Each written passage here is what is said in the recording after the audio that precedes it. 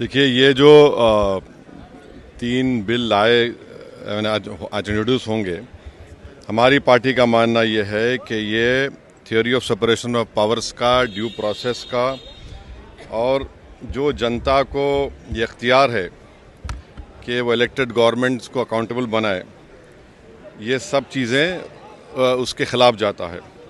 Separation of powers आप देख लीजिए कि एग्जीक्यूटिव एजेंसीज़ को फ्री रन मिल जाएगा कि वो खुद जज, जूरी और एग्जीक्यूशनर हो जाएंगे, और मुख्यमंत्री को हटाना है तो असेंबली में हटाते हैं।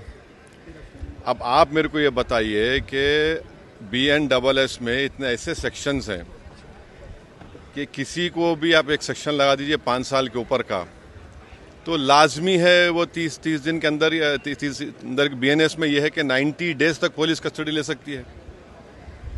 तो ये मेरे ख्याल से ये 1930 का गेस्टापो मूवमेंट हम भारत में देख रहे हैं कि जिस तरह वहाँ जर्मनी, उस वक्त के जर्मनी में गेस्टापो को बनाकर एक पुलिस स्टेट बना दिया गया। अब चीफ मिनिस्टर अकाउंटेबल नहीं होगा जनता को, बल्कि चीफ मिनिस्टर अकाउंटेबल होगा इन्वेस्टिगेटिंग एजेंसीज को। हमारे देश में SI से लेकर, इंस्पेक्टर से लेकर, ACP बोलिए, DYSP बोलिए, DCP बोलिए, एडिशनल CP, CP, DGP तक कौन बनाता है इनको? रूलिंग पार्टी बनाती है। IT के ऑफिसर कौन बनाता है? ED के, CBI को रूलिंग पार्टी बनाती है। आप बताइए फिर कहाँ इंडिपेंडेंस रहेगा इन लोगों का? आप कैबिनेट के 6-7 लोगों को केस लगाइए, 30 दिन डालिए अंदर जेल में, गवर्नमेंट गिर गई उनकी। तो ये असल मकसद वो है, ये अनकॉन्स्टिट्यूशनल। अच्छा, उस बिल में ये भी है कि प्राइम मिनिस्टर को कौन अरेस्ट करेगा? प्राइम मिनिस्टर को बताइए।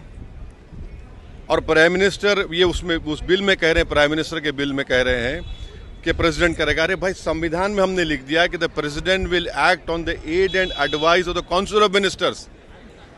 ये उसका कॉन्ट्रडिक्शन। दूसरा, गवर्नर को आप इख्तियार दे रहे हैं, गवर्नर आप अपॉइंट करते हैं। तो ऑल इन ऑल ये हमारी डेमोक्रेसी के लिए, ड्यू प्रोसेस के लिए, बल्कि भारत को एक पुलिस स्टेट बनाने का काम BJP सरकार करना चाहती है इन तीनों बिलों के जरिए, जिसकी हम पुरजोर इसकी मुखालिफत करेंगे।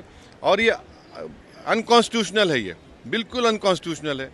आप हर चीज़ आपके हाथ में, सेंट्रलाइज आप अपने हाथ में कर रहे हैं, माने आप पिक एंड चूज करेंगे। और BJP ये भूल रही है कि कब तक सत्ता में रहेंगे आप, कभी ना कभी तो निकलेंगे ना। तो पावर इटर्नल तो थोड़ी है कि ये आपके खिलाफ भी इस्तेमाल होगा। तो इस तरह का एक कोशिश की जा रही है, हम इसकी मुखालिफत करते हैं।